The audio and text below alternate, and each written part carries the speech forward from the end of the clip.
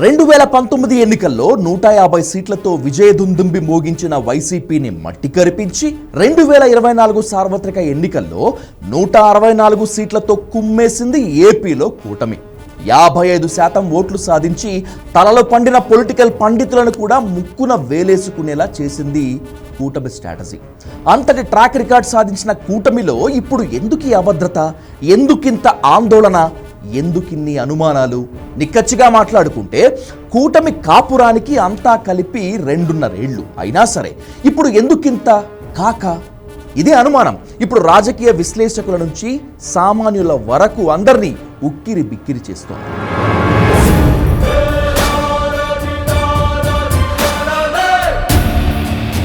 నేనేం బట్టకాల్చి కూటమి మీద వేయట్లేదు.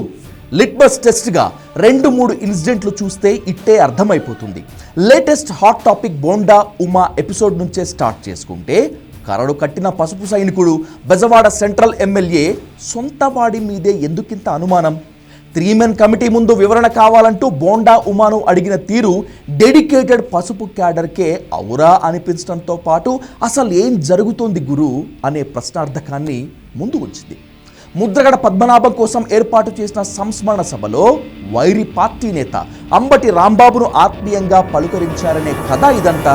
సరే, అదే నిజమనుకుంటే వైసీపీ వాళ్ళని పరామర్శ కార్యక్రమాల్లో టీడీపీ నేతలు కలవటం ఇదే మొదలు కాదు కదా. తన సోషల్ మీడియా హ్యాండిల్లో అంబటి నిలదీసినట్లు విజయసాయిరెడ్డితో సీఎం చంద్రబాబు సన్నిహితంగా ఉండలేదా?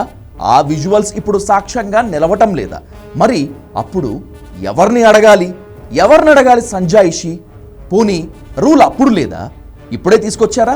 ఒకవేళ ఇప్పుడే గనక అయితే ఎందుకు అంత అత్యవసరంగా తీసుకురావాల్సిన అవసరం ఏమొచ్చింది? టీడీపీ కాపులు వైసీపీ కాపులతో పలకరించకూడదా? పక్కన కూర్చోకూడదా?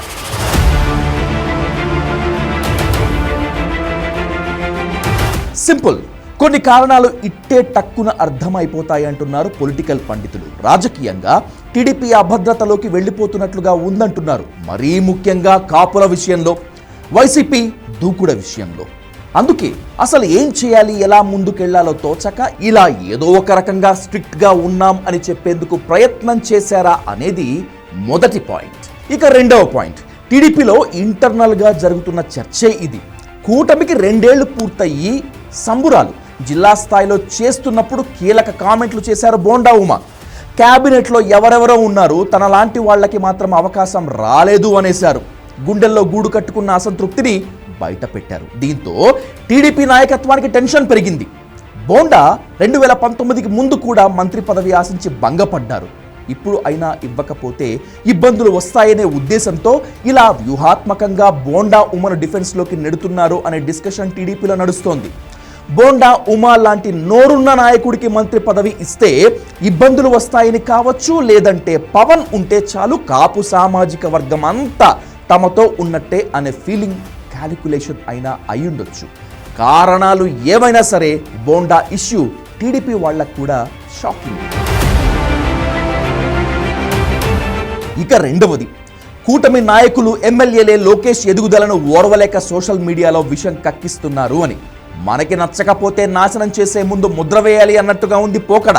అయినా ఇంత అధికారం ఉండి, మీడియా బలం ఉండి, మంది మార్బలం ఉన్నా కూడా ఈ ఉలికిపాటు ఎందుకు? నెగిటివ్ చేయిస్తే నెగిటివ్ అయిపోయేంత వీక్గా ఉందా పరిస్థితి? ఒకటి మాత్రం నిజం, ఇంత మెజారిటీ మళ్ళీ రాదు. అయినా సరే మీడియా కూడా టీడీపీని దాటిపోదు. కొన్ని ఛానల్స్ తెల్లారి లేస్తే టీడీపీ నాయకత్వాన్ని సూర్యమండలం అంత కాంతివంతంగా చూపించేందుకు పోటీ పడుతూనే ఉన్నాయి కదా. అయినా కూడా కాస్త భయపడుతున్నారంటే పరిస్థితి ఇంత డెలికేట్గా ఉన్నట్ట? ఈ రెండింటిలో సమాధానం తెలిసేది టీడీపీ హైకమాండ్కు మాత్రమే. పోనీ తెలియలేదు అనుకుంటే అత్యవసరంగా ఆలోచించుకోవాల్సిన అవసరం ఉందేమో. ఇదిలా ఉంటే ఓ పక్కన బీజేపీ మీద దేశవ్యాప్తంగా ఆందోళన ఉధృతమవుతోంది. ఏం జరుగుతుందో, ఎలాంటి మలుపులు ఉంటాయో అర్థం కానటువంటి పరిస్థితి. వైసీపీ ఇంకా పుంజుకోకముందే ఇలాంటి పరిస్థితి ఉంటే మరి ముందు కూటమి పరిస్థితి ఏంటి? ఒకవేళ జగన్ పాదయాత్ర పేరుతో రోడ్డెక్కితే టీడీపీ ఇంకెంత కంగారు పడుతోంది? సమాధానం తక్షణమే ఆలోచించుకోవాలేమో.